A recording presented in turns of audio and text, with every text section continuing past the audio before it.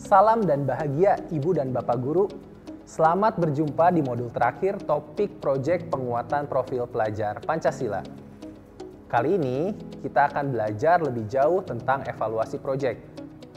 Video ini akan memperkenalkan 5 bentuk evaluasi proyek yang dapat Ibu dan Bapak Guru gunakan di kelas. Apa saja 5 bentuk evaluasi proyek tersebut? Lalu, bagaimana 5 bentuk evaluasi proyek dapat dilaksanakan? Mari kita simak videonya bersama-sama.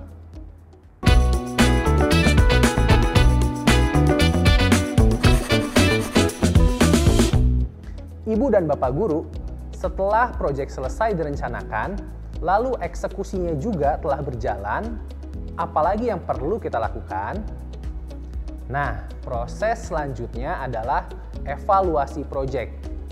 Evaluasi proyek bermanfaat sebagai ruang bagi kita untuk berefleksi dan mendapat masukan tentang proyek tersebut.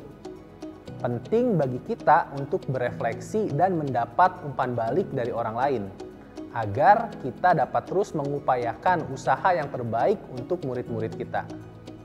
Dalam mengevaluasi proyek, ada 5 prinsip yang perlu diperhatikan. Prinsip yang pertama adalah menyeluruh.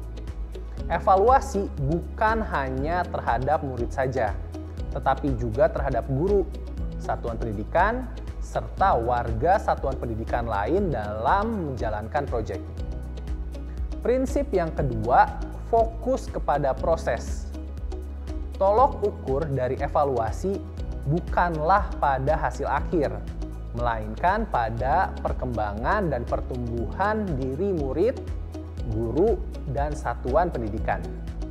Selanjutnya, prinsip yang ketiga adalah tidak ada bentuk evaluasi yang mutlak dan seragam. Pemilihan bentuk evaluasi bersifat fleksibel dan dapat disesuaikan dengan kebutuhan serta kemampuan tiap guru, murid, dan satuan pendidikan. Prinsip yang keempat adalah penggunaan berbagai jenis bentuk assessment. Untuk mendapatkan gambaran yang lebih menyeluruh, hindari menggunakan satu jenis assessment saja. Nah, prinsip yang kelima, jangan lupa untuk melibatkan murid. Keterlibatan murid merupakan faktor penting dalam proses evaluasi. Dengan diberi ruang untuk terlibat, murid turut merasa memiliki dan terhubung dengan proyek yang dilakukan. Pertanyaan berikutnya adalah, apa saja contoh alat dan metode evaluasi implementasi proyek yang bisa dipilih? Bagaimana kita dapat memilih cara evaluasi yang tepat sasaran? Ada 5 contoh alat dan metode evaluasi implementasi proyek yang akan kita diskusikan dalam video ini. Apa saja ya? Untuk mendapatkan gambaran yang lebih jelas, yuk kita berkunjung ke kelas Bu Alma yang saat ini mengajar kelas 4 SD. Kelas Bu Alma baru saja selesai mendiskusikan topik tentang uang. Tentu saja, proyek yang disusun Bu Alma dan murid-muridnya akan berhubungan dengan topik tersebut. Mari kita simak proses berproyek Bu Alma bersama Yodi, salah satu murid kelas 4. Contoh evaluasi proyek yang pertama adalah refleksi awal, tengah, dan akhir. Guru, murid, dan satuan pendidik mengisi lembar refleksi secara bertahap, yaitu pada awal, tengah, dan akhir pelaksanaan proyek. Refleksi ini digunakan untuk menilai perkembangan pembelajaran dan pengajaran yang sudah dilakukan. Apa bedanya? Refleksi di awal proyek dapat membantu guru mengukur pengetahuan awal murid. Informasi yang diperoleh dapat digunakan guru untuk menyiapkan proyek yang sesuai dengan kemampuan murid. Lalu, refleksi di pertengahan proyek bermanfaat sebagai sarana umpan balik guru dan murid mengenai proses pembelajaran yang tengah berlangsung. Sedangkan refleksi di akhir proyek dapat memberikan gambaran bagi guru, murid, dan satuan pendidikan mengenai hal-hal yang sudah berjalan baik maupun hal-hal yang masih perlu diperbaiki. Berikut adalah contoh refleksi yang dilakukan oleh Bu Alma dan Yodi.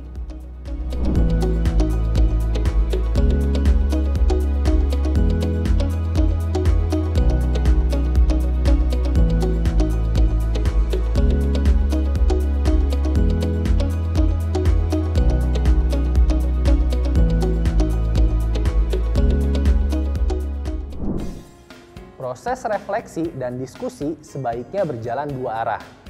Guru dan murid diharapkan dapat merefleksikan dan mendiskusikan perkembangan mereka bersama-sama.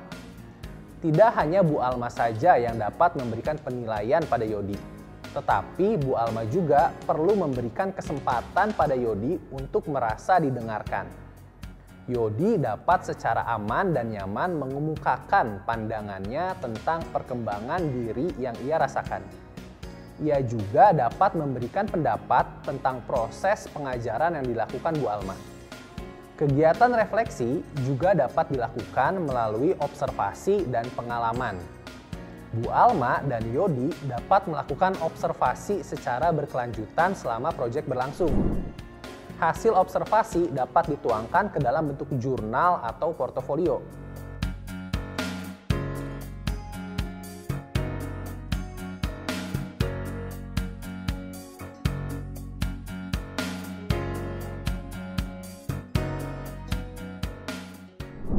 Mari kita lanjut ke contoh evaluasi proyek keempat, yaitu refleksi menggunakan rubrik.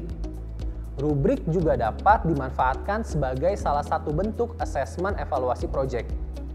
Rubrik yang efektif dapat membantu proses refleksi menjadi lebih terarah dan objektif. Di awal, guru dapat membuat rubrik dengan menyiapkan kategori dan tingkatan performa yang mengacu pada naskah akademik. Rubrik tersebut perlu diinformasikan kepada murid agar mereka dapat memahami fokus keterampilan yang diukur dalam proyek ini.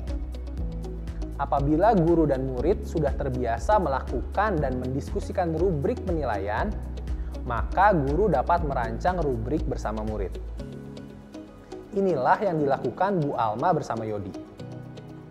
Mereka saling berdiskusi mengenai aneka komponen yang dianggap penting dalam pelaksanaan proyek ini. Mereka menyepakati 3 hal penting, yaitu kemandirian,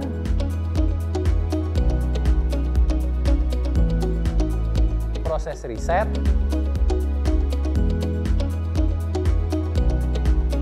dan komunikasi.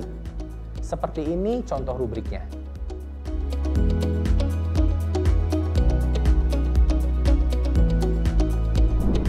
Contoh evaluasi proyek yang terakhir adalah laporan perkembangan murid. Laporan perkembangan murid atau raport perlu diuraikan secara terperinci sesuai dengan perkembangan individual murid. Penjabaran yang terperinci membuat murid memahami dengan jelas aneka keterampilan atau kemampuan yang perlu mereka kembangkan. Bu Alma dapat memanfaatkan seluruh data yang diperoleh dari catatan refleksi tadi. Oleh sebab itu, penyimpanan atau dokumentasi juga merupakan hal yang penting. Jangan sampai hilang ya Ibu Bapak Guru. Seluruh hasil refleksi yang telah dilakukan Bu Alma dan Yodi dapat menjadi bahan untuk menyusun sebuah raport yang sangat komprehensif seperti ini.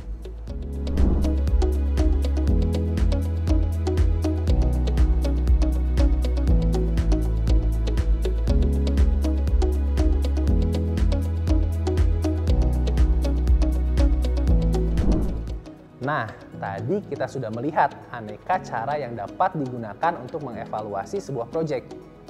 Dari Bu Alma, ada beberapa hal yang sama-sama dapat kita pelajari, yaitu komunikasi. Bu Alma memberikan ruang yang cukup pada Yodi untuk mengemukakan pendapatnya. Bu Alma melibatkan Yodi dalam proyek ini. Pencatatan yang detail dan komprehensif. Bu Alma mengisi lembar refleksinya dengan catatan yang sangat rinci dan lengkap. Informasi ini nantinya akan sangat bermanfaat saat mengisi raport Yodi atau saat memberikan umpan balik. Nah, bagaimana Ibu dan Bapak Guru? Sudah merasa lebih siap untuk berproyek bersama murid? Salam dan bahagia!